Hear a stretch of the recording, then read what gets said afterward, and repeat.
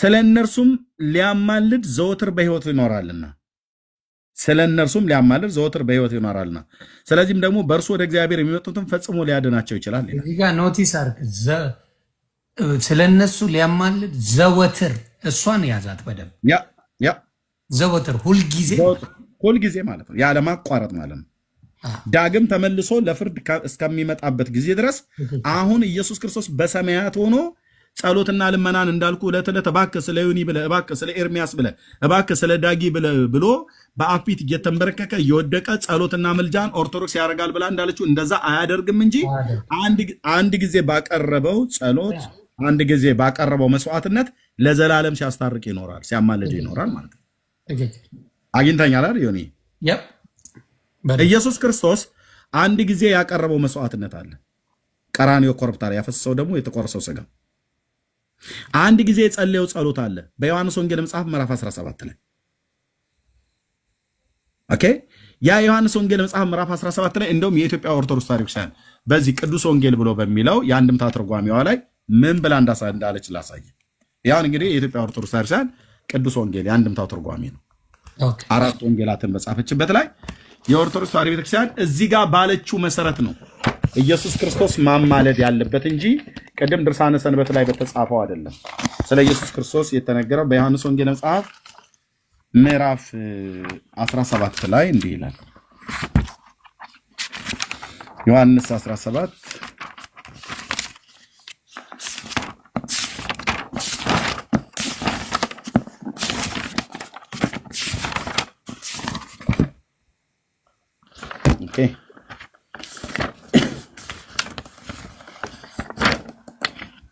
ኦኬ ይሄ የዮሐንስ ወንጌል መጽሐፍ ምዕራፍ 17 የኢትዮጵያ ኦርቶዶክስ ታሪክሳን የተረጎመችው አንድምታ ትርጓሜ ነው። ቁጥር 20 ላይ ያለውን ቃል እንደሚለው ቃል ይታያል። የምለምን ስለነርሱ ብቻ አይደለም የሚለው ይታያል አይደል? አዎ ጌታ ለ12ቱ ሐዋርያት እና ለተከታዮቹ ለደቀ መዛሙርቱ ሁሉ ጭምር የጸለየው ጸሎት ነው በምድር ላይ ሳለ ቅዱስ አባት ሆይ ብሎ ማለት ነው። የዮሐንስ 17 በኋላ ላይ እናነባዋለን። ይሄን ክፍል ተረጉሞ የምለምንህ ስለነርሱ ብቻ አይደለም ሚስ እዛ ጋር ስለተከተሉት ስለ 12 ሐዋርያትና ስለ ሌሎቹ ብቻ አይደለም ይላል። ለማን ነው ብሎ ሚል ከርሳቸውም ተምረው ይላል ከሐዋርያቱ ተምረው ስለሚያምኑ እስከ ምጽአት እስከ ዳግም ምጽአት ድረስ ስለሚነሱ ምእመናን ነው እንጂ እስከ ዳግም ምጽአት ድረስ ጌታችን ተመልሶ ወደዚህ ምድር ላይ ይመጣል። እስከ ፍርድ ቀን ማለት ነው። እስከ ፍርድ ቀን ድረስ ስለሚነሱ በሐዋርያቱ ስብከትና ትምህርት አንተ በወንጌል ትምህርት ጌታን እቀበላለሁ ብለህ ስትል የሐዋርያቱን ትምህርት የተቀበልከው ይሄ ጸሎትና ልመና ለነ ጴጥሮስና ለነ ዮሐንስ ብቻ ሳይሆን ለዮኒም ጭምር የቀረበ ጸሎትና ልመና ነው። ለኤርሚያስም ጭምር የቀረበ ጸሎትና ልመና ነው። በሐዋርያቱ ትምህርት አምነው ወደ ጌታ ለሚመጡ ሰዎች ለሚነሱ ምእመናን ነው እንጂ ይላል። ስለዚህ ኢየሱስ ክርስቶስ ዮሐንስ ወንጌል መጽሐፍ ምዕራፍ 17 ላይ የጸለየው ጸሎትና ልመና ለዮኒም ጭምር ነው። ምክንያቱም በስሙ በሐዋርያቱ ትምህርት አምነው ወደሱ እስከመጣ ድረስ ለአንተም ጭምር የተጸለየ ጸሎት ነው፣ ለእኔም ጭምር የተጸለየ ጸሎት ነው። ስለዚህ ይሄን ጸሎት አንዴ ነው ያቀረበው። አሁን ዕለት ዕለት አይጸለይም። ኢየሱስ የሚማልደው እኛ እያልን ያለ ነው ልክ እሷ ቤተክርስቲያን እንደዚህ ብላ ባስቀመጠችው ላይ ነው። ከራሳቸው መጽሐፍ የምናሳያቸው እኛ ከራሳችን የምናሳየው ስለሌለን አይደለም። እኛ ስንተረጉም የራሳችሁን ትርጉም ነው የምትተረጉሙት ብለው ይላሉ። እኛ ግን የምንተረጉመው በቤተክርስቲያናቸው ውስጥ የምናስተምረውን እነሱ ራሳቸው በመጽሐፍታቸው ውስጥ እንደዚህ አድርገው ጽፈው ተገኝቷል ማለት ነው። ስለዚህ ኢየሱስ ክርስቶስ አሁን በሰማያት አማላጅ ነው ብሎ ቅዱስ ቃሉ ሲነግረን ምን እያለ ነው? ዕለት ዕለት መስዋዕት አያቀርብም። አንድን መስዋዕት አቅርቧል። ዕለት ዕለት ጸሎትን አያቀርብም። አንድን ልመና አንድን ጸሎት አንድ ጊዜ ያቀርቧል። ይሁን ይገልጽ ነው። አዎ እኔ በደንብ ኢየሱስ አሁን በሰማያት አማላጅ ነው ብለህ አፍን ሞልተህ ደረትን ነፍተህ ብትናገር አዎ አማላጅ ነው። አስታራቂ ነው ብለህ ብትል አማላጅ ማለት አስታራቂ ነው፣ አስታራቂ ማለት አማላጅ ነው። ቀደም ሊቃውንቱ እንደፈቱት በቋንቋው ላይ ማለት ነው። ስለዚህ ኢየሱስ አማላጅ ነው ብለህ ስትል ኢየሱስ አስታራቂ ነው ማለት ነው። ከእግዚአብሔር ጋር መታረቅን ያገኘውበት በሱ ነው። ወይ ደግሞ ኢየሱስ አማላጅ ነው ብለህ ስትል አማላጅም አስታራቂም አማላጅ ብሎ የሚለውን የቋንቋው ሊቃውንት ሁላቸውም ነው የተጠቀሙት። ኦርቶዶክሳውያን ወገኖቻችን ግን አስታራቂ ብሎ የሚለውን ይጠቀሙትና ይሄኛውን ግን ለኢየሱስ አይገባም። ዋይ ይሄኛው ለምን ይከብዳቸዋል? ምክንያቱም ሐዋርያው ቅድም እንዳልኩ ከሳሳየ ለሚከብድ ነው ልንገራ። እሺ ለማማለድ ሌሎችን ለመጨመር ስለተፈለገ ነው። ሌላ that's why ሌሎቹን የምትፈልገውን ቅዱሳን የምትለውን በሙሉ አማላጅ አድርገህ ለመጠቀም ክርስቶስን ከዛ ማውጣት አለበት። ልክ ነው። እሱን ስራ ለሌሎች ለመስጠት ነው። ይሄ ሲምፕል የሆነ ነገር ነው። በቃ ስለዚህ መጽሐፍ ቅዱስ የሚናገረው የቋንቋው ሊቃውንት የሚናገሩት ቃሉ ላይ ቀጥታ መጽሐፍ ቅዱስ ሳልከፍት በፊት ይሄንን ቃል ሊቃውንቱ እንዴት ብለው ተርጉመውታል? የአዲስ አበባ ዩኒቨርሲቲ እነዚህ ሁሉ መዛግብተ ቃላት የተረጎሙበት አተረጓጎም አስታራቂ ማለት አማላጅ ነው፣ አማላጅ ማለት አስታራቂ ነው ይላል።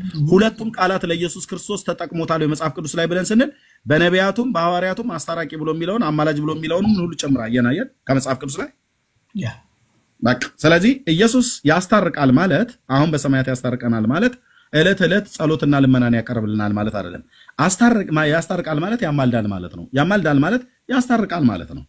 ሁለቱ ቃላቶች ተመሳሳይ ፍቺ፣ ተመሳሳይ ትርጉም አላቸው። አንድ አይነት ትርጉም አላቸው። ኦኬ። ስለዚህ መጽሐፍ ቅዱስ ሁለቱንም ቃል ለሱ ከተጠቀመ ሐዋርያቱ ያማልዳልም ደግሞ መታረቅን የሚያገኝበት በሱ ነው ብለው ካሉ ለምን ደም አንለው?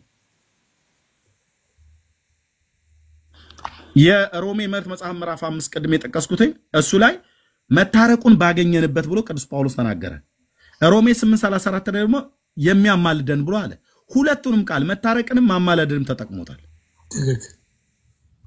ለጌታ ማለት ነው። ሁለቱንም ቃል ቅዱስ ጳውሎስ ከተጠቀመ ማንም ፓስተር ይሁን ይሄንን ቃል መጠቀም ነው ያለበት። ማንም ቄስ ቢሆን ይሄንን መጠቀም ያለበት። ምክንያቱም ጳውሎስ ነው ታላቁ ሐዋርያ ነው ያለው። በታላቁ ሐዋርያ በኩል መንፈስ ቅዱስ ነው ያለው። ልናርም አንችልም።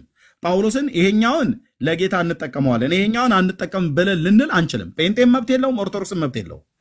የሐዋርያቱን ትምህርት እንቀበላለን ብለን እስካልን ድረስ ማለት ነው።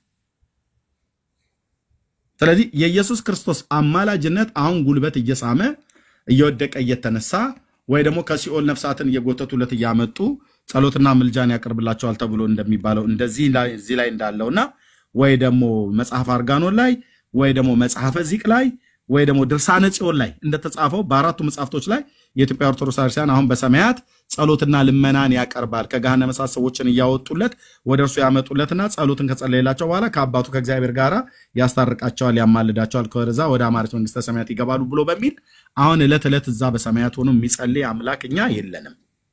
አንድን መስዋዕት ግን ለዘላለም አቅርቦ አንድን ጸሎት ግን ጸልዮ አንድን ልመና ለምኖ አንድን መስዋዕት አቅርቦ በዛ በለመነልን ዘላለማዊ ልመና በዛ ባቀረበልን ዘላለማዊ መስዋዕትነት አሁንም ጭምር ሲታረቀን ይኖራል ማለት ነው። ወይ ደግሞ በእርሱ በኩል የመጡትን ፈጽሞ ሊያማልዳቸው ሊያስታርቃቸው ይችላል፣ ሊያድናቸው ይችላል። ለምሳሌ ዮኒ ኢየሱስ በበግ ተመስሏል አይደል? አዎ በበግ ታረደው በግ ነው የሚለው። አዎ ኢየሱስ በአንበሳም ተመስሏል አይደል? አዎ በአንበሳ ዮሐንስ ራእይ ላይ። አዎ ዮኒ ልክ ነው። ዮሐንስ አባቴ ቀልዴ ጻፍጭፍልኝ ብራዘር እሱ ነው ዋናው። ዮሐንስ ራእይ መጽሐፍ ምዕራፍ 5 ላይ ይሄን ይናገራል። ስለ አንበሳ የይሁዳ አንበሳ ነው የሚለው። የይሁዳ አንበሳ ይለዋል። ልክ ነው። እዚህ ደግሞ የእግዚአብሔር በግ ነው ይለዋል። ዮሐንስ ወንጌል መጽሐፍ ምዕራፍ 1 ቁጥር 29 ላይ ማለት ነው። እዚህ የመስዋዕት በግ ሆኖ እዚህ ደግሞ በአንበሳ መመሰሉ እዚህ ለመስዋዕት በግነት ነው። እዚህ ደግሞ አንበሳ ይታወቃል is king ንግስናው ነው የሚያመለክተው። ንግስና አዎ ይሄን ክፍል በቶራ መጽሐፍት ላይ ብሉይ ኪዳን ላይ ማለት ነው ዘፍጥረት መጽሐፍ ምዕራፍ 49 ላይ 49 ስለ ይሁዳ በሚባለው ነገድ ላይ መሲሁን አመልክቶ ሙሴ ትንቢት ተናግሯል። በዚህ ይሁዳ የአንበሳ ደቦል ነው ብሎ ማለት ነው።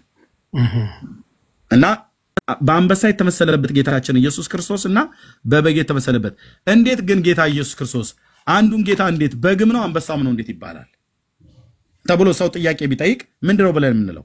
በግነቱ ለመስዋዕት ነው ንጹህ መሆኑ ማለት ነው። ምክንያቱም በሙሴ ዘመን የራሳቸው ነገር ይዘው እየመጡ መስዋዕት እያቀረቡ ምን ኃጢአታቸው ይሰረይ ነበር። ራይት ስለዚህ በግ ሆኖ የመጣበት ለመስዋዕትነት ስለሆነ ክርስቶስ አስታራቂ ሆኖ መስዋዕት ሆኖ ለኛ ምናም ሞት እንድል አድርጎ ስለተነሳ አንበሳ የተባለበት የይሁዳ አንበሳ ለዛም ሞት እንድል አድርጎ ተነሳም እንደምንም ደግሞ አሁን ተመልሶ ሲመጣ በዳግም ምጽአቱ ሲመጣ ጠላቶቹን ሁሉ ሊያደቅ ነው የሚመጣው። ትክክል። ያ ጠላቶቹን ሁሉ ሊያደቅ ይመጣል። ስለዚህ ኢየሱስ በበግም በአንበሳም ተመስሏል። ኢየሱስን ጌታን እግዚአብሔር ነው አይደል? አዎ ጌታ ነው። ልክ ነው። እግዚአብሔር ነው። ጌታ ነው ማለት እግዚአብሔር ነው ማለት ነው። አዎ ሰውም ነው አይደል? አዎ ዮሐንስ 10:30 ላይ እኮ እኔና አብ አንድ ነን ይላል ቃል በቃል። ራይት ልክ ነው።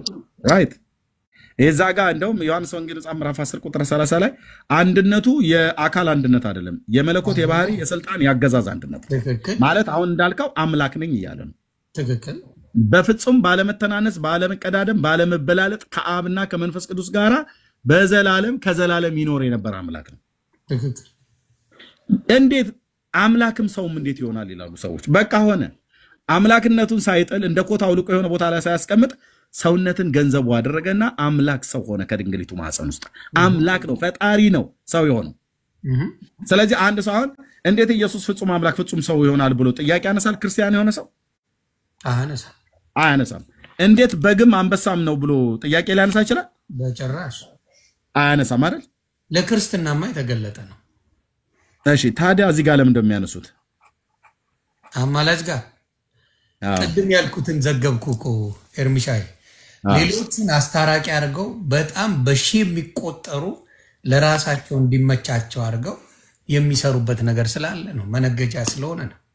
ሰየው የንግድ ነው። ከ1 እስከ 30 በደንብ አድርገህ የምትሸቅልበት ንግድ ነው። ስለዚህ ጌታ ኢየሱስ ክርስቶስ ላይ አምላክም ሰው መሆኑ ጥያቄ ከሌለን፣ በግም አንበሳ መሆኑ ጥያቄ ከሌለን፣ አማላጅ አስታራቂ መሆኑን ጥያቄ ልናነሳ አይገባም። ትክክል። ሌላ መጠይቅ ምን መሰለህ? እንዲሁ በባህሪ እኔ ራሱ አንዳንዴ ጨማምሬ ስላልኩት ነው እንጂ ለምሳሌ ልጠይቅህ፣ እንደምን አደርክ? እግዚአብሔር ይመስገን። እንደምን ዋልክ? እግዚአብሔር ይመስገን። እንደምን አመሸህ? እግዚአብሔር ይመስገን። ኦኬ። ሌላ የጨመርከው ነገር አለ? የለም። ስለዚህ አየህ ልዩነቱ ግን ከ1 እስከ 30 አሁን ለምሳሌ ሌሎች የምስጋና ቀኖች አሉ። አይ ስትለው እንኳን በቀን እግዚአብሔር ይመስገን አይ እያሰብኩት ታሳቢ ያደርገው ማንን አስባለ? እግዚአብሔር ብሏል ወይ? ፋክት ብሏል ወይ? እንትናን አስበው እሱ ነው የሚያስበው። እሱ አይደል እንዴ ስራው? ሁሉን የመፈጠረው እግዚአብሔር አምላክ አይደል እንዴ? በሱ ስራ ላይ እኔ እያሰብኩት ለዋል ስለ ጥሩ ስራው እንትናን ላስበው፣ ስለ ጥሩ ስራው እግዚአብሔር ነው የሚያስብልን ለሁላችን። ስለዚህ ይሄ ነገር ነው ብዙ ጊዜ ምን እያደረገን እየሄደው ወደ ኋላ እያስቀረ የጌታን ስራ እየቆጠጥን የጌታን ስራ እያዳከምን ኢየሱስ ጌታ ነው ሲባል ድሮስ ማን ምን አለ እየተባል ክርክር ውስጥ የምትገባበት ምክንያት ሌላ ተጨማሪ ነገሮች ይዘን ስለመጣን ብቻ ይሄን ነው። ያ እውነት ነው። ለምሳሌ አንድ ቃል ጨምርልህና ሁለት ክፍሎች ላይ እናንብብ። ይሄን ቃል ብዙ ጊዜ ሲጠቀስ ታውቀዋለህ።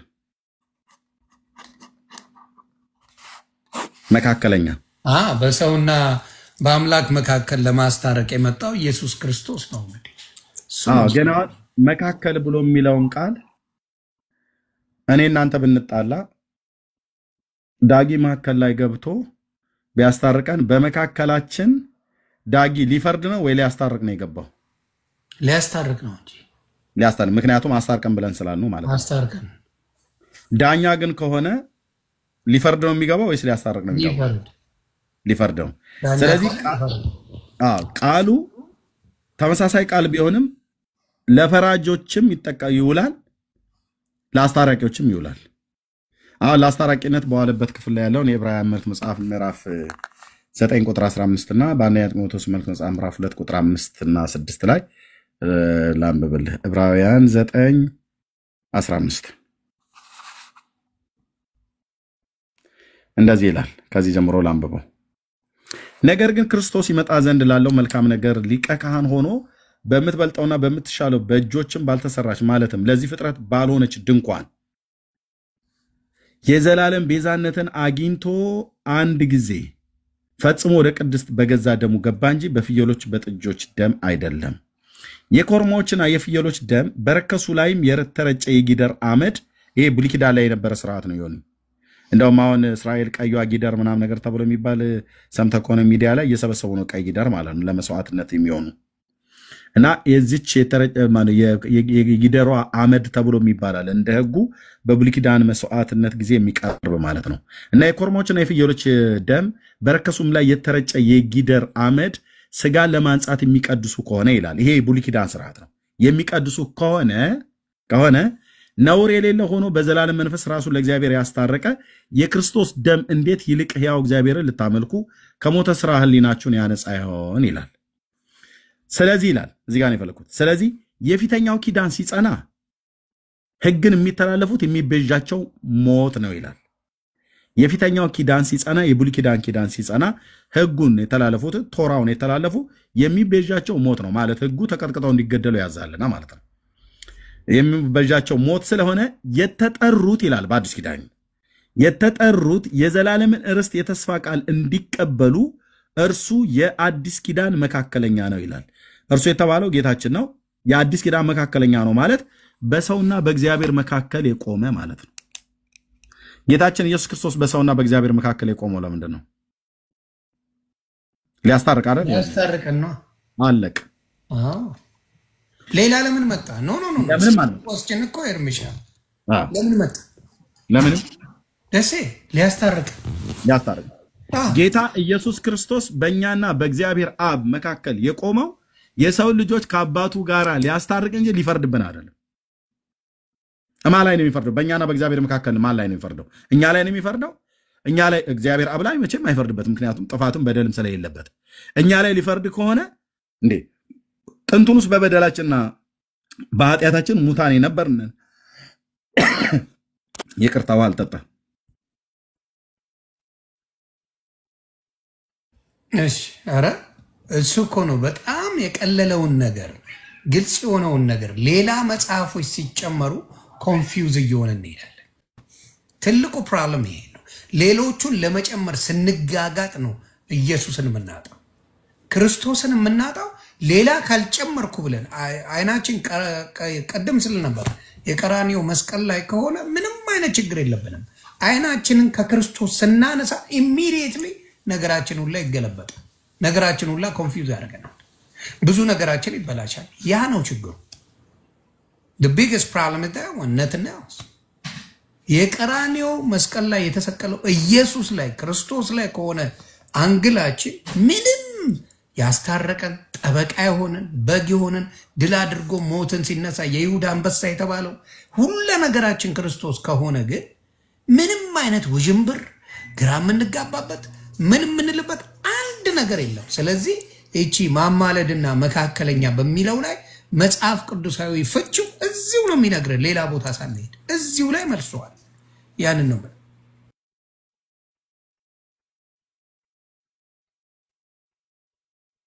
ሚዩት ነው ኤርሚሻ። እያወራው ነበር። እሺ ሶሪ። አሁን ይሰማል? አዎ አሁን ስለዚህ የጌታችን የኢየሱስ ክርስቶስ የአዲስ ኪዳን መካከለኝነቱ በሰውና በእግዚአብሔር መካከል ሆኖ ሊያስታርቅ እንጂ ሊፈርድ አይደለም። ይህንን ቃል በኢዮብ መጽሐፍት ላይ አንድ ቃል አለ። ኢዮብ ከእግዚአብሔር ጋር ሲከራከር በእኔና በእግዚአብሔር መካከል የሚፈርድ ሰው ምን ነው በተገኘ ብሎ የሚለው ማለት ነው። በእግዚአብሔርና በእኔ መካከል የሚፈርድ ሰው ምን ነው በተገኘ ብሎ ኢዮብ ጠየቀ እና ጌታም ደግሞ በኋላ ላይ ተገለጠለት ለኢዮብ። ተናገር እስቲ እንግዲህ ብሎ አለው፣ ጻድቁን ኢዮብን ማለት ነው። ስለዚህ ያ መካከል ብሎ የሚል ቃል ኢዮብ መጽሐፍት ላይ መካከል የሚል ቃል አለና ያ መካከል ለፍርድ የተነገረውና ይሄም አዲስ ኪዳን መጽሐፍት ላይ የተነገረው ቃል መካከል ብሎ የሚለው ቃል ለፍርድ ነው አሉ። ኖ እንደዛ አይተረጎምም። ለምሳሌ ዮኒ በዚህ ምሳሌ እንገርህ። ዮኒ ዛሬ እራቴን ስጋ በላሁ ብትል ስጋ የሚለውን ቃል ተጠቅመዋል አይደል? ኦኬ። ኤርሚያስ ስጋ ዘመዴ ነው ብለህ ብትል ስጋ የሚለውን ቃል ተጠቅመዋል። ትክክል። አቶ ዳጊ ጋይድ እንጂ ኦኬ ዳጊ ጋሽ ዳጊዬ ምናልባት እሺ ዳጊዬ ለምሳሌ የአያቴን ስጋ ብሎ ካለ አይመለስም ተብሎ ቢባል የአያቴን ስጋ ብሎ ካለ አይመለስም ተብሎ ቢባል ምን እያለ ነው? የአያቴን ስጋ ብሎ ካለ መሐላ ነው አይደለም? ዮኒ መሐላ ነው እንጂ መሐላ ነው አይደል? የአያቴን ስጋ ብሎ ካለ አይመለስም ብለህ ካልክ መሐላ ነው አይደል? ከእናቴ ስጋ ይነጥለኝ ይባል የለ እንዴ? እንደዛ ማለት ነው። ከአባቴ ስጋ ይነጥለኝ ይሄን ነገር ካርኩኝ ሁለተኛ ምናምን ይባላል። መሐላ ነው ማለት ነው። መሐላ ነው። ኤርሚያስ ስጋ ዘመዴ ነው ብለህ ስትል ምን እያልከኝ ነው? የአክስቴ ልጅ የአጎቴ ልጅ ወይ ወንድሜ ወይ ምናምን በዝምድና የተገናኘን ወገን በስጋ ዘመድ ወገን። ስጋ በላሁ ምሳይመን ራቴን ብለህ ብትል ምን እያልከኝ ነው? የፍየል ወይ የበግ ወይ የሚጠይቅ የትኛው ሬስቶራንት ነው?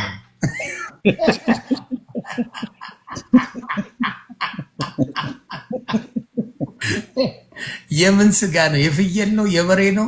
የበግ ነው? የፍየል ነው? ይጠይቀዋል። የእንስሶች ማለት ነው። ምን በላቸው እንስሶች እንዲህ ቀጥታ ስጋ ሲባል ስጋ በላው ስትል ዝም ብሎ የሚመልስልህ ሰው የለም። የምን ስጋ በላ ብሎ ነው የሚጠይቅ አበሻ። ታንክ ዩ። ስለዚህ እነዚህ ሶስቱን ቃላቶች ሶስቱም ስጋ ብሎ የሚል መጽሐፍ ቅዱስ ላይ የተለያየ ቦታ ላይ ብናገኛቸው ተመሳሳይ ፍቻ ያላቸው ማለት ነው? አይደለም።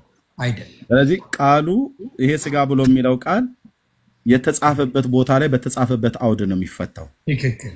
ይሄኛውም ስጋ ብሎ የሚለው በተጻፈበት ቦታ ላይ በተጻፈበት አውድ ነው የሚፈታው። ይሄኛውም ስጋ ብሎ የሚለው በተጻፈበት አውድ ነው የሚፈታው። ልክ እንደዚህ ሁሉ መካከለኛ ብሎ የሚለው ቃል መካከለኛ ነገር እያየው ነው። በጣም አሪፍ። እኔ ያስተዋልኩት ምን እንደሆነ ታውቃለህ? አንድ ቦታ ያሳዩህና ሌላ ቦታ ላይ እንዲህ ብሎ ተፈተዋል ብለው ይለዋል። እሷ ነገር አለ አሁን እየመጣልኝ እሷ ነው።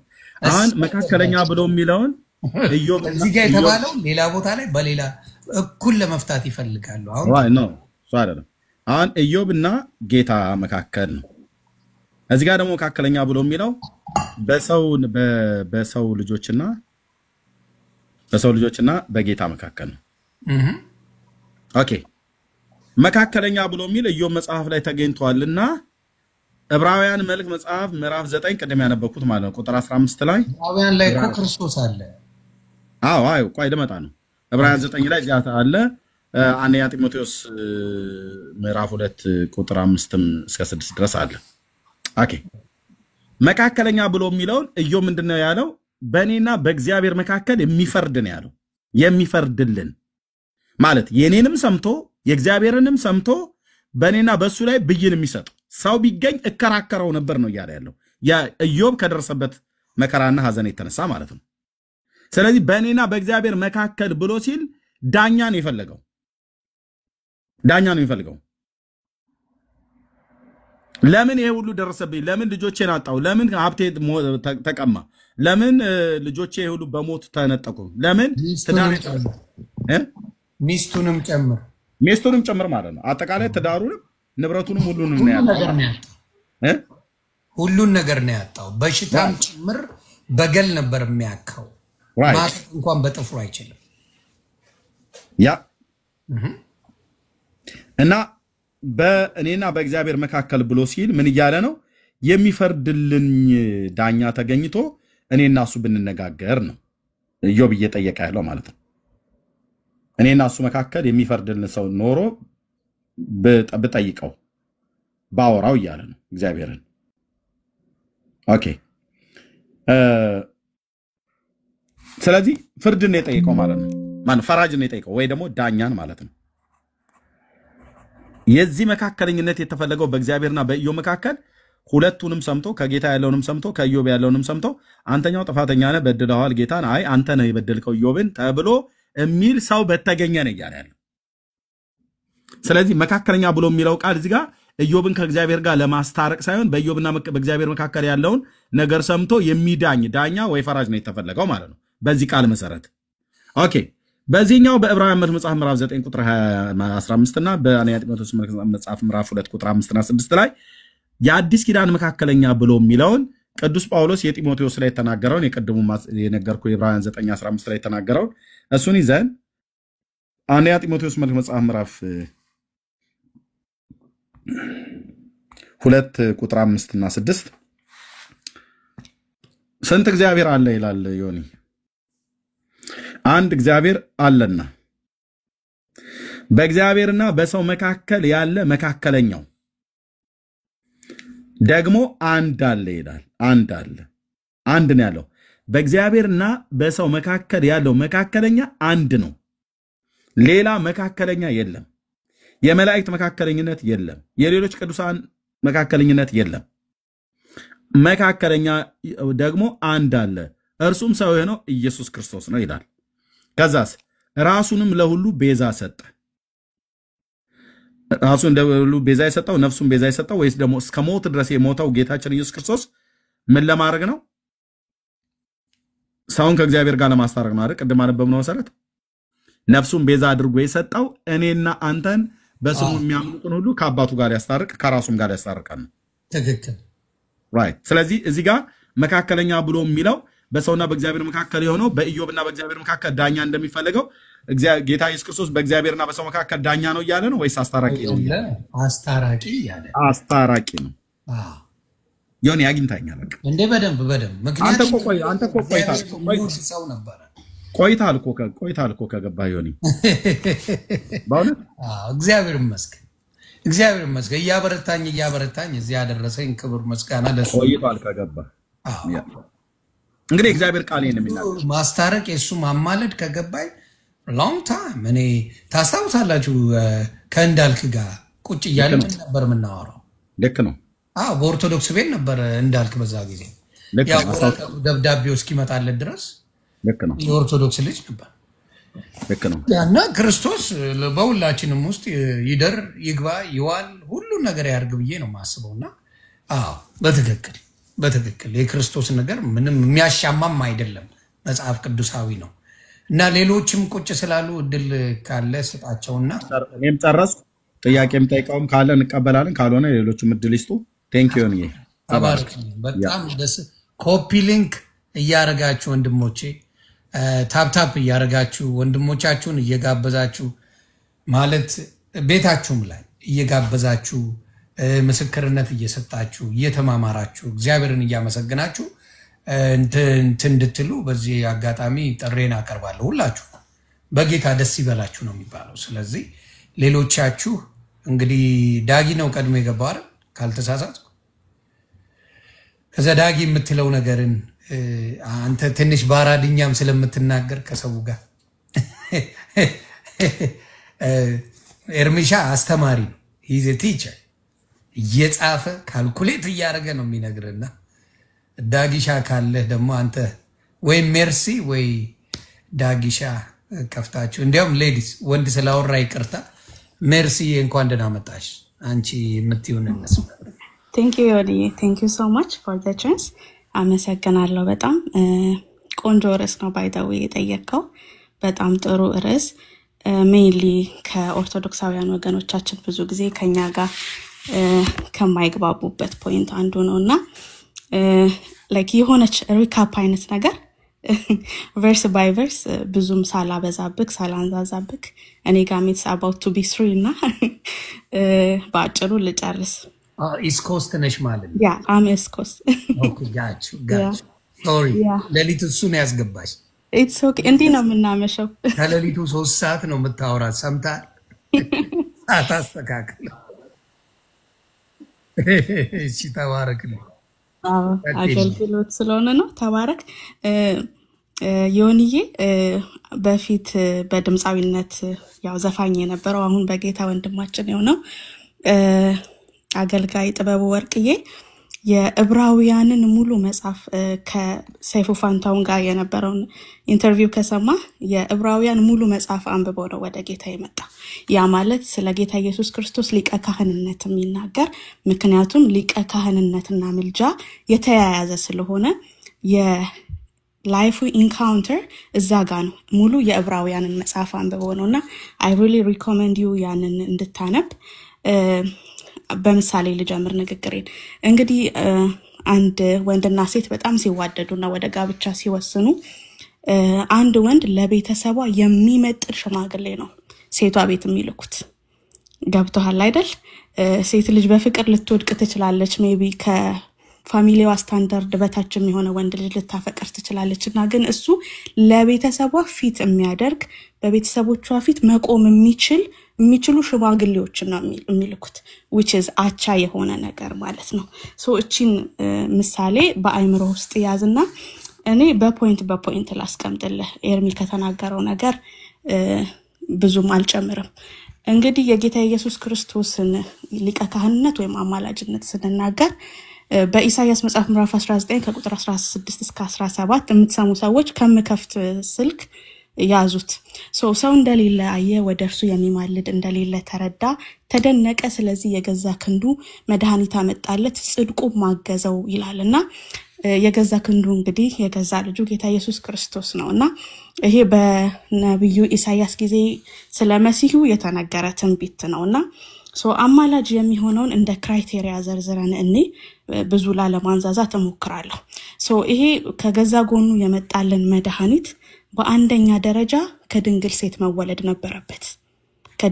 መወለድ ነበረበት። ኢሳይያስ 7:14 ስለዚህ ጌታ ራሱ ምልክት ይሰጣቸዋል፣ እነሆ ድንግል ትጸንሳለች፣ ወንድ ልጅም ትወልዳለች፣ ስሙንም አማኑኤል ብላ ትጠራዋለች ይላል። ስለዚህ ይሄ መሲህ ከድንግል መወለድ ነበረበት ማለት ነው። ይሄ ከኢሳይያስ መጽሐፍ የሰጠኋችሁ ኦልድ ቴስታመንት ነው። ከኒው ቴስታመንት እንዲሁ ማቴዎስ 1:23 ላይ እነሆ ድንግል ትጸንሳለች፣ ወንድ ልጅ ትወልዳለች፣ ስሙም አማኑኤል ይሉታል፣ ትርጉሙም እግዚአብሔር ከኛ ጋር ነው የሚለውን ነገር እናያለን። ስለዚህ በመጀመሪያ ደረጃ ይህ መሲህ እግዚአብሔር ከጎኑ ያወጣው መድኃኒት ከድንግል ሴት መወለድ ነበረበት፣ ሌላ አማላጅ እንደሌለ የምታዩበት ፖይንት። ሁለተኛ ይህ መሲህ ደግሞ ሰው መሆን ነበረበት። ስለዚህ የዕብራውያን መጽሐፍ ምዕራፍ 5 ከቁጥር 1 ሊቀ ካህናት ይላል። ስለ ሊቀ ካህናት ሁሉ ስለ ኃጢያት መባንና መስዋዕትን ሊያቀርብ ከሰው ተመርጦ ለእግዚአብሔር በሆነው ነገር ሁሉ ስለ ሰው ይሾማልና። ስለዚህ ሰው መሆን ነበረበት። ፍጹም ሰው ፍጹም አምላክ የምንለው ጌታ ኢየሱስ ክርስቶስ የእግዚአብሔር ልጅ ለዛ ነው ማለት ነው። መጀመሪያ ከድንግል ሴት መወለድ ነበረበት፣ ሁለተኛ ደግሞ ሰው መሆን አለበት የምትለዋን ፖይንት። ያ ማለት መላእክት አይደለም፣ ያ ማለት ሰማዕት አይደለም፣ ያ ማለት ደግሞ አሁን እኛ ወይም ደግሞ ወገኖቻችን ከጌታ ኢየሱስ ክርስቶስ አጠገብ የሚያስተካክሏቸው አማላጆች ይሄንን ባህሪ አያሟሉም ማለት ነው። ኦኬ ሰው ከመሆኑ በተጨማሪ ደግሞ ቅድም እንዳልኳችሁ ወንድ ልጅ መሆን አለበት። እንግዲህ የብሉይ ኪዳን ለአዲስ ኪዳን ጥላና ምሳሌ እንደነበረ ወደዛ አልገባም። በብሉይ ኪዳን የነበሩ ካህናትና ሊቀ ካህናት ሴት አናይም፣ ካህንም ሊቀ ካህንም። ስለዚህ ያ ሊቀ ካህን ወንድ መሆን ነበረበትና በዕብራውያን መጽሐፍ ወይም ደግሞ ከኢሳይያስ ልጀምርላችሁ። በዕብራውያን ምዕራፍ 2:17 ላይ ስለዚህ የሕዝብ ኃጢያት ለማስተሰረይ ለእግዚአብሔር በሆነው ነገር ሁሉ የሚምርና የታመነ ሊቀ ካህናት እንዲሆን በነገር ሁሉ ወንድሞቹን ሊመስል ተገባው። ስለዚህ ይሄ በነገር ሁሉ ወንድሞቹን ሊመስል የተገባው ሊቀ ካህን በመጽሐፍ ቅዱሳችን በወንድ አንቀጽ ነው የተጻፈው፣ በሴት አንቀጽ የተጻፈ ሊቀ ካህን የለም። የኢሳይያስ መጽሐፍ ምዕራፍ 9 ላይ ከቁጥር 6 ስናይ ያቺ ትወልደዋለች የተባለችው ድንግል የወለደችው ሕፃኑ ወንድ ነው። ሕፃን ተወልዶልናል፣ ወንድ ልጅም ተሰጥቶናል፣ አለቅነት በጫንቃው ላይ ይሆናል፣ ስሙም ቅዱስ ድንቅ መካር ኃያል አምላክ የዘላለም አባት የሰላም አለቃ ተብሎ ይጠራል። ይሄ ልጅ ወንድ ነው፣ ሴት አይደለም፣ ወንድ ነው። ሊቀ ካህን ሊሆን የተጠራው ካህን ወንድ ነው። ስለዚህ አራተኛው ወንድ ነው የሚለውን ባህሪ ከያዝን ከወንድም ደግሞ በዕብራውያን 5:3 ላይ ምን መሆን አለበት ይለናል? ሙሉ ሊቀ ካህንነትን ያሟላ። ዕብራውያን 5:1 ላይ ሊቀ ካህናት ሁሉ ስለ ኃጢያት መባንና መስዋዕትን ሊያቀርብ ከሰው ተመርጦ ለእግዚአብሔር በሆነው ነገር ሁሉ ስለ ሰው ተሾመ። እሱ ራሱ ደግሞ ድካምን ስለሚለብስ ላልተማሩት ለሚስቱትም ሊራራላቸው ይችላል ይላልና በቂ መስዋዕትን ማቅረብ አለበት የሚለው ቁጥር 3 ላይ በዚህ ምክንያት ስለ ሕዝብ እንደሚያቀርብ እንዲሁ ስለ ራሱ ደግሞ መስዋዕትን ስለ ኃጢያት ሊያቀርብ ይገባዋልና ይላል። ከወንድም ደግሞ ምንድነው መስዋዕትን የሚያቀርብ የሚለውን ልንይዝ ይገባል። ከመስዋዕትን ከማቅረብ ደግሞ ምንድነው ዘላለማዊ መሆን አለበት። እማይሞት ሞትን ያሸነፈ መሆን አለበት። ያ ደግሞ ምንድነው በዕብራውያን 7 ላይ ከቁጥር 23 የሚነግረን ነገር አለ። ምን ይላል? እነርሱ እንዳይኖሩ ሞት ስለከለከላቸው ይላል። የቶቹ? በብሉይ ኪዳን የነበሩት ካህናት፣ ሊቀ ካህናት፣ አስታራቂ የፍየል የኮርማውን ወይም ደግሞ የዋነሶቹን ደም ይዘው የሚገቡት ካህናት ወደ መገናኛው ድንኳን እነርሱ ሞት ስለከለከላቸው ካህናት የሆኑ ብዙ ናቸው። እርሱ ግን ይላል ዘላለማዊ የሚሆን ስለሆነ የማይለወጥ ክህነት አለው። ስለዚህ ጌታ ኢየሱስ ክርስቶስ ዘላለማዊ ነው። አንድ አማላጅ የሚባለው ሰው ሊያሟላ የሚያስፈልገው ዘላለማዊነትን ነው ማለት ነው። ስለዚህ ጌታ ኢየሱስ ክርስቶስ እነዚህን ሁሉ ያሟላ አማላጅ ነው። አሁን የተጠየቁትን ወይም ደግሞ አሁን ያስቀመጥኳቸውን ክራይቴሪያዎች ሁሉ ሊያሟላ የሚችል ሌላ አማላጅ የለም። ስለዚህ ከድንግል ሴት የተወለደው ሰው የሆነው እንዲሁም ደግሞ ዘላለማዊ የሆነው ጌታ ኢየሱስ ክርስቶስ ብቻ ነው። እነዚህ ክራይቴሪያዎች አማላጅ ለምንለው አካል ፉልፊል አድርጎ ሊገኝ ይገባዋል። እንግዲህ ኦርቶዶክሳውያን ወገኖቻችን የጌታ ኢየሱስ ክርስቶስን አማላጅነት ከማይቀበሉበት አንዱ ፍጹም ሰውነቱን አሁን በመለኮት ነው ያለው ብለው ስለሚያምኑ ነው። እንግዲህ የቆላሲያስ መልእክት ደግሞ በሐዋርያው ጳውሎስ እንደተጻፈ እናውቃለን። ከጌታ ከኢየሱስ ክርስቶስ ሞትና ትንሣኤ በኋላ ነው እንግዲህ ጳውሎስ ያንን መጽሐፍ የጻፈው። ዮንዬ በጣም ተጠቅማለች እቺ ቃል። ወደ ቆላሲያስ ሰዎች ምዕራፍ 2 ከቁጥር 9 እንደዚህ ይላል፣ በእርሱ የመለኮት ሙላት ሁሉ በሰውነቱ ተገልጦ ይኖራል። በእርሱ የመለኮት ሙላት ሁሉ በሰውነቱ ተገልጦ ይኖራል። አምላክነቱ ሰውነቱን አልዋጠውም፣ ሰውነቱ አምላክነቱን አልካደውም። ይህንን በጣም ልብ ልንል ይገባል። እንግዲህ ወገኖቻችን ይህንን አንቀበልም እንዳይሉ የብሉይ ኪዳን ቃል አይደለም። ጌታ ኢየሱስ ክርስቶስ ከሞት ከተነሳ በኋላ በሐዋርያው ጳውሎስ የተጻፈ ቃል ነው። ቆላሲያስ 2:9 በእርሱ የመለኮት ሙላት ሁሉ በሰውነቱ ተገልጦ ይኖራል። አምላክነቱ ሰውነቱን አልካደውም፣ ሰውነቱ አምላክነቱን አልዋጠውም። ስለዚህ አማላጃችን ነው የምንለው ዛሬም ጌታ ኢየሱስ ክርስቶስ ፍጹም አምላክ ፍጹም ሰው ነው። ሌላ ቃል ዕብራውያን 10 ላይ ልሂድና ከ19 እስከ 20 እቺን በጣም ተጠቅመሃለች። ምን ይላል መሰለ? ወደ እግዚአብሔር የምንቀርብበትን ድፍረት የሰው ልጅ ከደከመን በኋላ በተለያዩ ነገሮች ወደ እግዚአብሔር መቅረቢያ መንገዳችን ምንድነው? እንግዲህ ወንድሞች ሆይ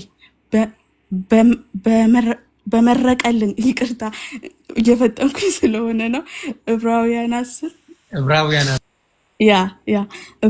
10 ከ19 እስከ 20 እንግዲህ ወንድሞች ሆይ በመረቀልን በአዲስና በሕያው መንገድ ወደ ቅድስት በኢየሱስ ደም በመጋረጃው ማለትም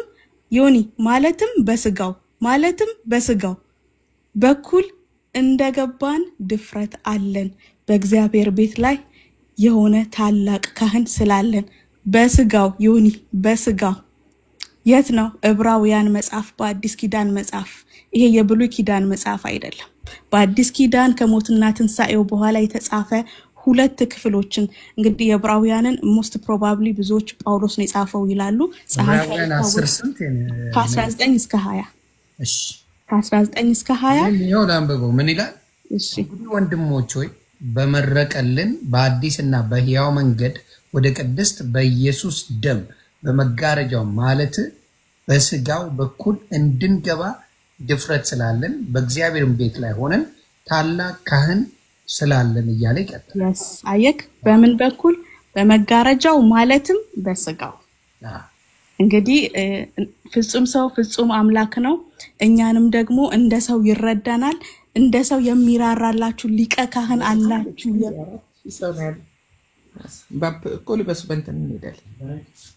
ዋግዬ ይቅርታ ማይክሽ ተከፍቷል።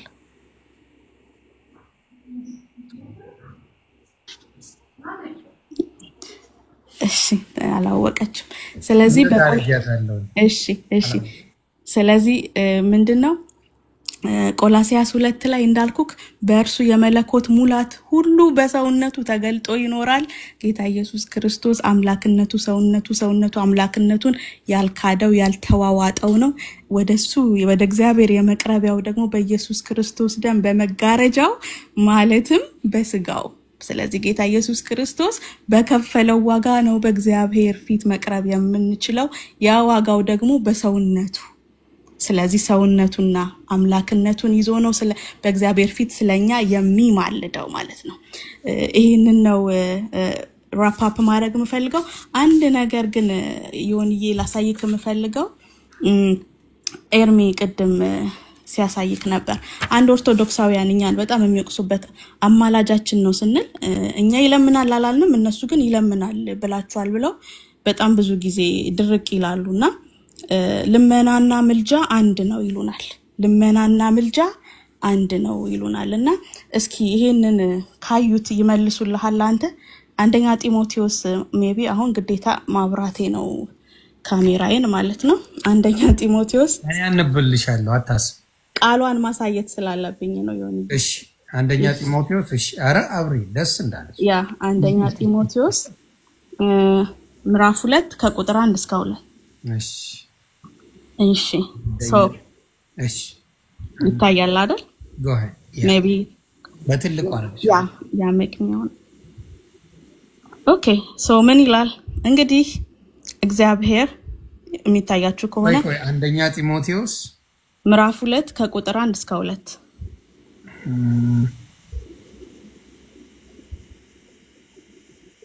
ምዕራፍ 2 ከቁጥር 1 እስከ 2 የመጀመሪያው መስመር ማለት ነው። እሺ እንግዲህ እንደምታዩ አምልኮን በሚመለከት የተሰጠ መመሪያ ነው ጳውሎስ ለጢሞቴዎስ የሰጠው ነው።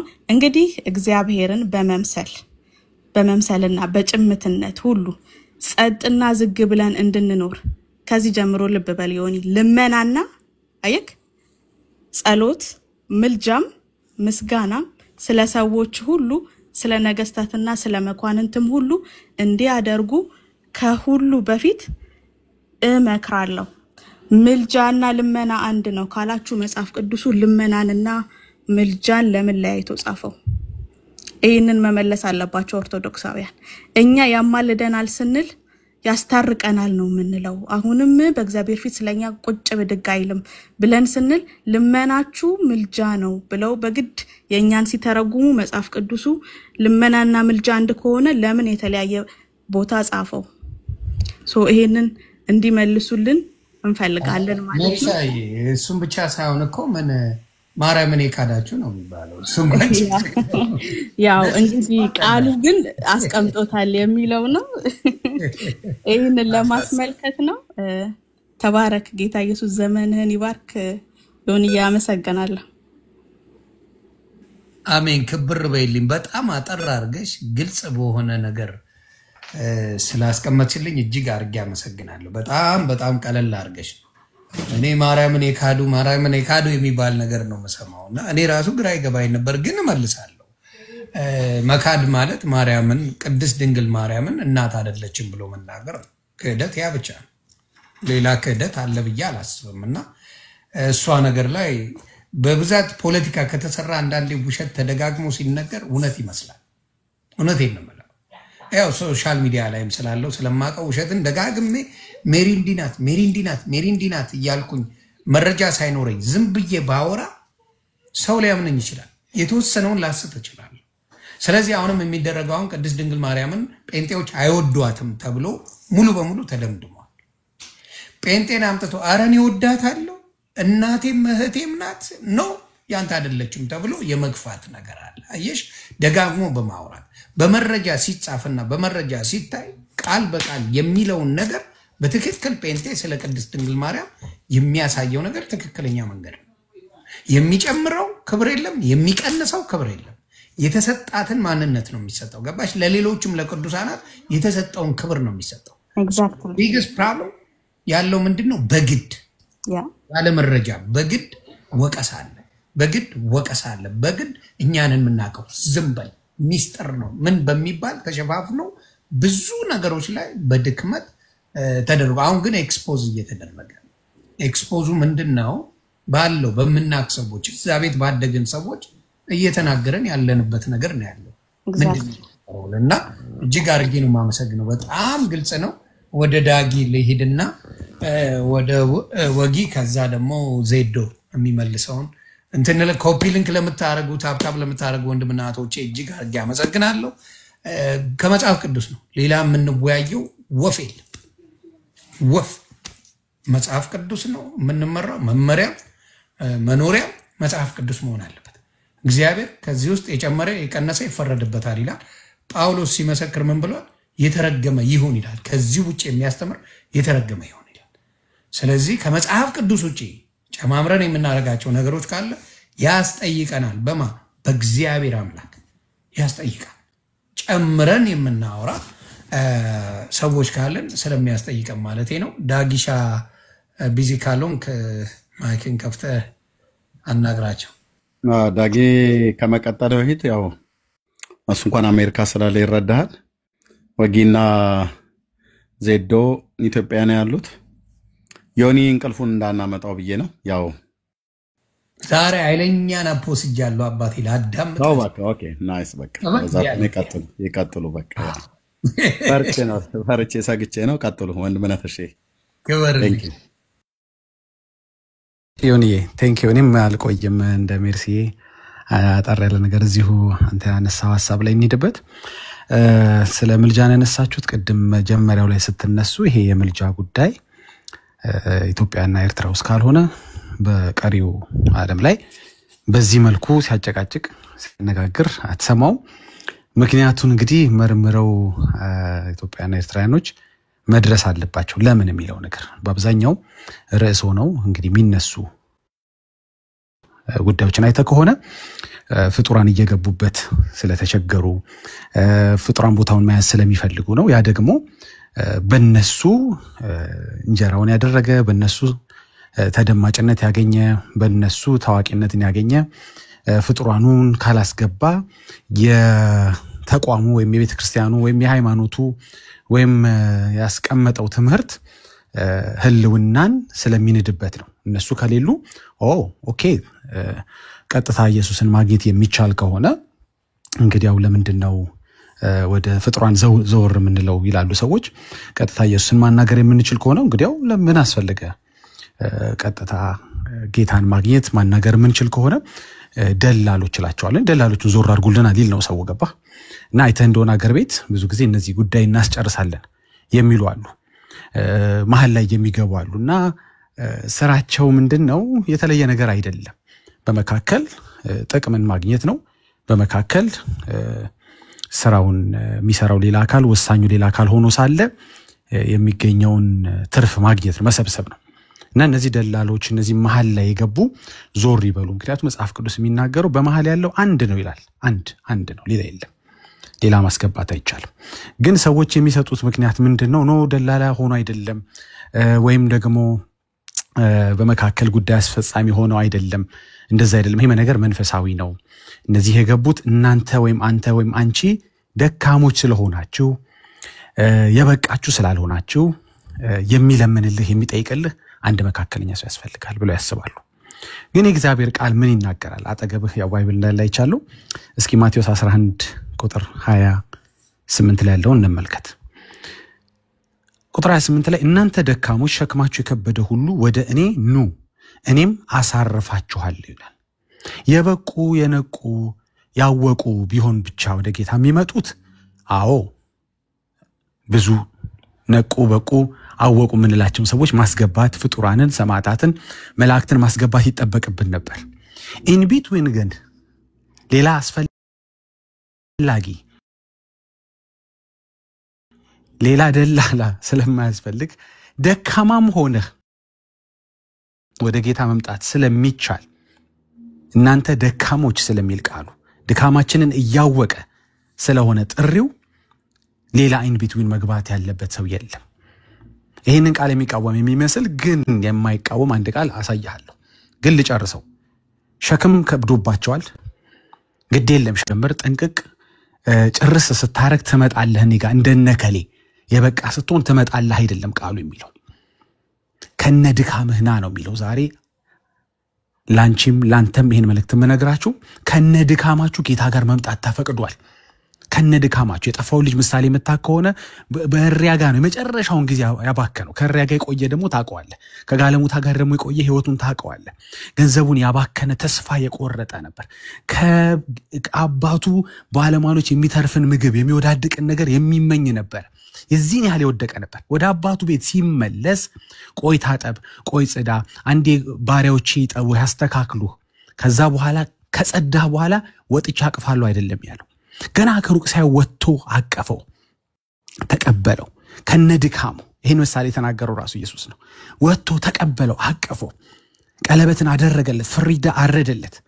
ደላላ ይግባ፣ የሚያጥቡ ይግቡ፣ ለአንተ እንደዚህ ቆሽሸ በዛ አይነት ታሪክ መተህ እኔ ጋር ቀጥታ ልትገባ አትችልም፣ ምንም ልጄ ብትሆን አላለም። ይሁን አንተ አታረገው ልጅህ በእንደዚህ አይነት ሁኔታ ቢመጣ ቆይ ታጠብ አትለው። ናፍቆቱ አለ፣ ፍቅሩ አለ። ስለዚህ ታቅፈዋል እንጂ እነከሌ ግቡ በመሃል አትልም። በመሃል እንግባም የሚሉ እንዲገቡም የተፈለገበት ምክንያት ብዙዎች ለዘመናት እንጀራቸውን፣ ስልጣናቸውን፣ ፈቃዳቸውን፣ ህልውናቸውን መስርተዋል እነዛ ላይ። ደላለው ዞር በል ከተባለ አስበዋል። ሚድልማኑ ዞር በል ከተባለ ምን ሊበላ ነው? ይህን ያህል ዘመን የኖረበት እንጀራ፣ ይህን ያህል ዘመን የሰራው እንትን ፍሬ ሊያጣ ነው። ገብተዋል። ህልውና ነው፣ የህልውና ጉዳይ ነው። በተለይ ተርድ ወርልድ ላይ አፍሪካ ላይ ይህን ነገር የምታየው ለዚህ ነው። ሚድልማኖች ገብተው መሸቀል አለባቸው። ገባ? እኛ እናደርሳለን፣ እኛ እናስጨርሳለን ይላሉ እንጂ ቀጥታ መግባት ይቻላል። ምንም የተከለከለ ነገር ከነድካም ከነመቆሸሹ ጌታ ጋር መምጣት ይቻላል።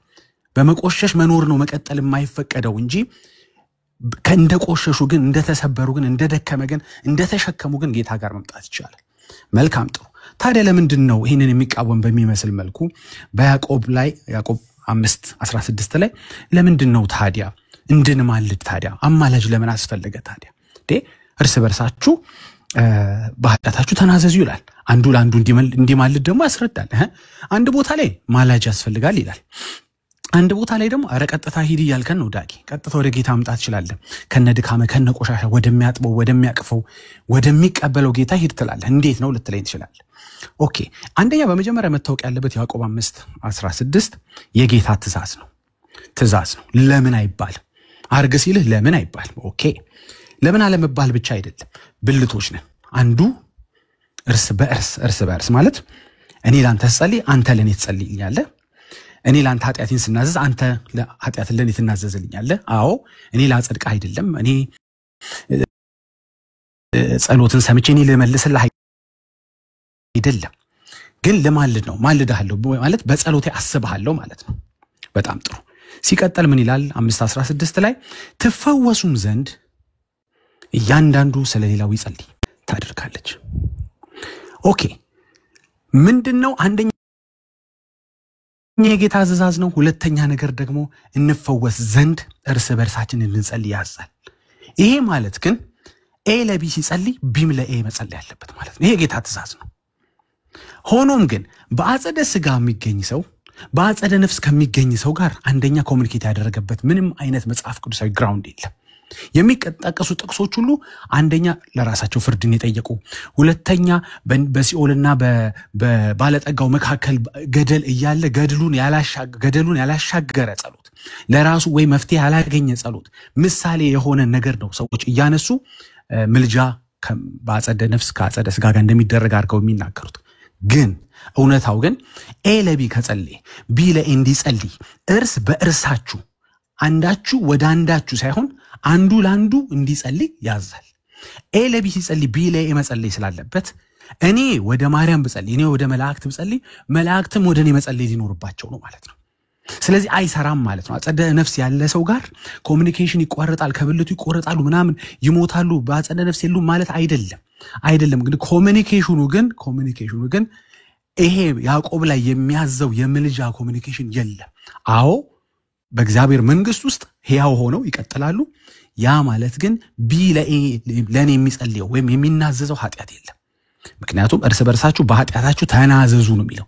እኔ እሺ በአጸደ ስጋ ስላለው ወደ አጸደ ነፍስ ላለው ልናዘዝ ይችል ይሆናል which is ሆኖ የማያውቅ ነገር። እሺ እነሱስ ለእኔ የሚናዘዙት ኃጢአት አላቸው?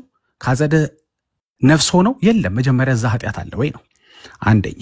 ሁለተኛ ነገር ተፈወሱም ዘንድ የሚል ቃል አለ። ምን ይፈወሱ ዘንድ ወደ እኔ ይጸልያሉ? እሺ እኔስ ፈውስ ያስፈልገኛል በአጸደ ስጋ ስላለው። አይ ከሄዱ በኋላ ኤ ወደ ቢ ወደ ኤ የነበረው ነገር ኤ ወደ ቢ ብቻ ይሆናል፣ ቢዎች መጸለይ አይጠበቅባቸውም የሚል አዲስ ትእዛዝ እስካላሳየኝ ድረስ ይህንን ቃል አፕዴት ወይም ኤዲት እስካላደረግከው ድረስ ጸሎቱ መሆን ያለበት እርስ በእርስ ነው። ይህ ደግሞ ሊሆን የሚችለው ሁለቱም በምድር ካሉ በአጸደ ስጋ ካሉ ብቻ ነው። እንዳልኩህ ከዛ ወደዚህ ሊኖር የሚችል ጸሎት የለም። በምን ትገናኛለህ? በምን አይነት ኮሚኒኬሽን? እሺ እኛ ፈለግናቸው እንዴት ይሰሙናል? እኔ እዚህ ነኝ። በእርግጥ እኔ እናንተ አንተም ኔቫዳ ነህ መሰለኝ፣ እኔም ኔቫዳ ነኝ። ግን አንድ ሰው ኢትዮጵያ ነው ያለው፣ አንድ ሰው ህንድ ሀገር ነው ያለው፣ አንድ ሰው ጃፓን ጋር ማን ጋር ይመጣሉ ቢጸልዩ? ሁሉ ቦታ መገኘት አይችሉም። አዎ በራእይ ዮሐንስ ያለውን እየጠቀሱ እሱ በራእይ ነው ያለው፣ በፍጥሞ ደሴት ነው።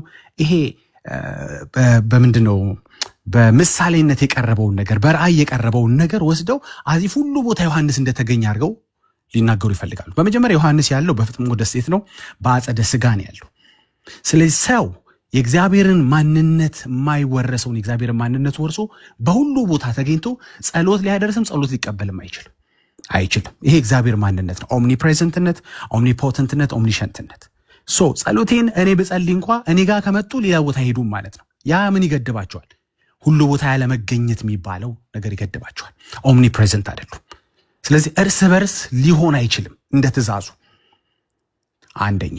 ሁለተኛ ነገር ደግሞ ልብ አውቅ አይደሉም። የግድ መስማት አለባቸው። የኔን ነገር ዝም ብለው አስበውልኝ ሊነግሩልኝ አይችሉም። ብዙዎች የቃና ዘገሊላውን ሰርግ ያነሱና አማለደች ይላሉ። ካማለደች የሚጠይቅ ሰው መኖር አለበት፣ የሚጠየቅ ሰው መኖር አለበት፣ ምልጃን ሰምቶ የሚመልስ አካል መኖር አለበት። ያ ክፍል ስትመለከተው እነዚህ ሶስት ነገሮች አልተሟሉም። የጠየቀ ሰው የለም። የጠየቀ ሰው ከሌለ እሷ አስባ ዝም ብላ ልትጠይቅ አትችልም። ምልጃ አይ የትኛውም የእሷን ምልጃ የሚጠይቅ ግለሰብ ብትጠይቀው እሱ ነግሯት እንጂ እሷ አስባ ታደርግልኛለች ሊል አይችልም። እሷ አስባ ልብህን አውቃ የምታረግ ከሆነ ልብና ኩላሊትን እግዚአብሔር ብቻ ሳይሆን ማርያም ትመረምራለች፣ መላእክትም ሰማዕትም ቅዱሳን ይመረምራሉ።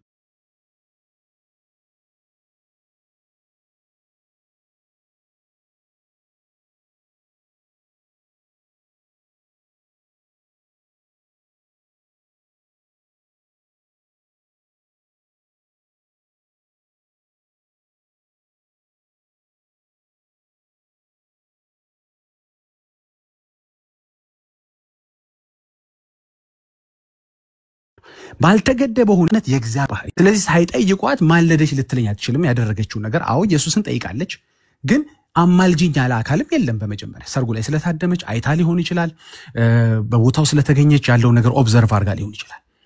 ሆኖም ግን ምልጃ የሚለው ሐሳብ እዛ ጋር የለም። ልብ አውቃ ነች ዝም ብላ ራሷ ጠርጥራ ነው የምትለኝ ከሆነ ደግሞ እግዚአብሔር አደረካት ማለት ነው።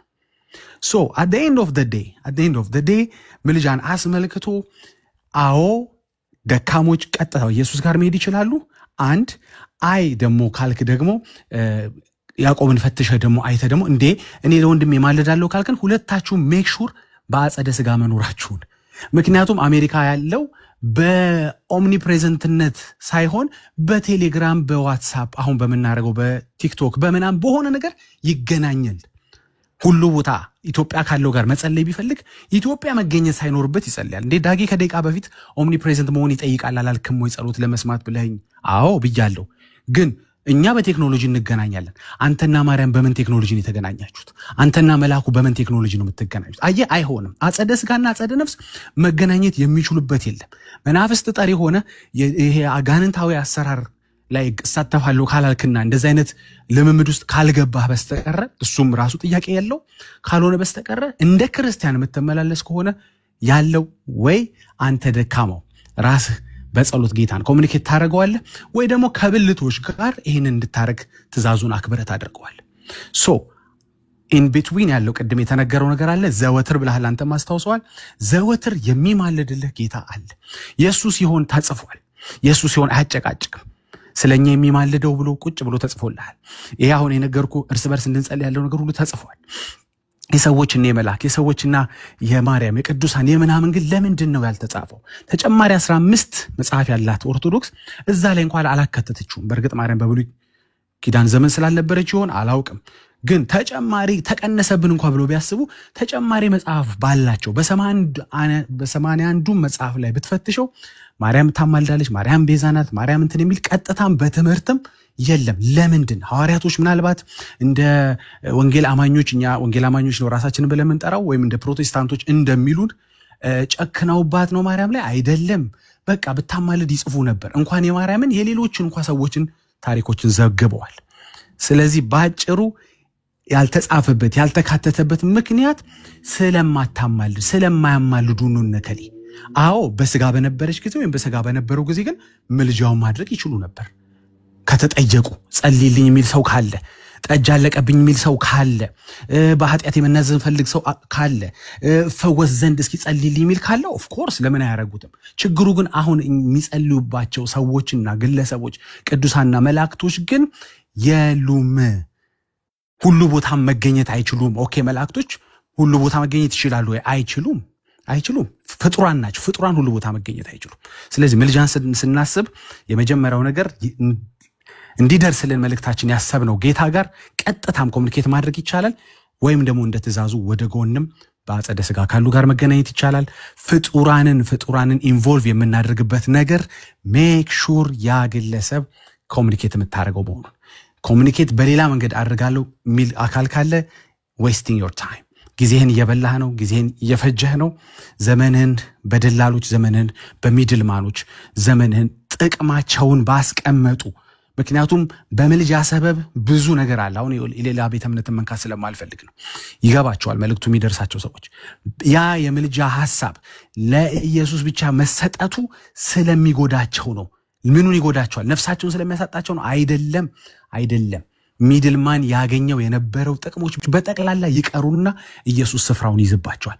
ኢየሱስ ስፍራውን ሲይዝ ደግሞ የመቀማማት ጉዳይ ይዞን አይደለም። እኛ ከቄስ ቀምተን ለፓስተር ይሰጥያለን፣ ለጴንጤው እንትና ይሰጥያለን አይደለም።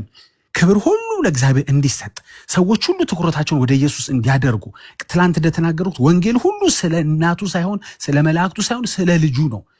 ሮሜ 1:4 ትናንት ተናግሬዋለሁ። ስለ ልጁ ነው። ስለዚህ ትኩረት ወደ ኢየሱስ አልተወንም። እጆቹ ከማዳን ጆሮቹ ከመስማት አልደነቆሩም። ፎከስ ኦን ሂም። ምንም ችግር ምንም አይጎልባችሁም። በለመናችሁት በጠየቃችሁት ቁጥር ሁሉ ጌታ ጸሎታችሁን ያደምጥ ዘንድ ይችላል።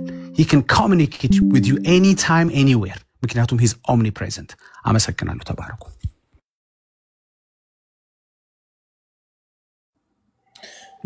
በጣም የሚደንቅ ነገር ነው። ይሄ ነው በቃ እግዚአብሔር ፊት ለፊት ይጽፍልሃል። የሚፈልገው በሙሉ መጽሐፍ ቅዱስ ላይ ጽፏል። ማን እንደሚያማልድ፣ ማን እንደሚያድን፣ ማን ጠበቃ እንደሆነ፣ ምን እንደሆነ ሙሉ የተጻፈ ነው መጽሐፍ ቅዱስ ላይ። ከሌለ ከጨመረን ዋሽተናል። በማስረጃ ነው አይደል የምንነጋገረው። እዛ ላይ ከሌለ በቃ ዋሽተናል። ውሸት ነው፣ ተረት ነው ሊሆን የሚችለው። ይጻፍ ነበር ዳግዬ እንዳለው ይጻፍ ነበር። አማላጅ ይሄ ነው፣ ቅዱሱ ይሄ ነው።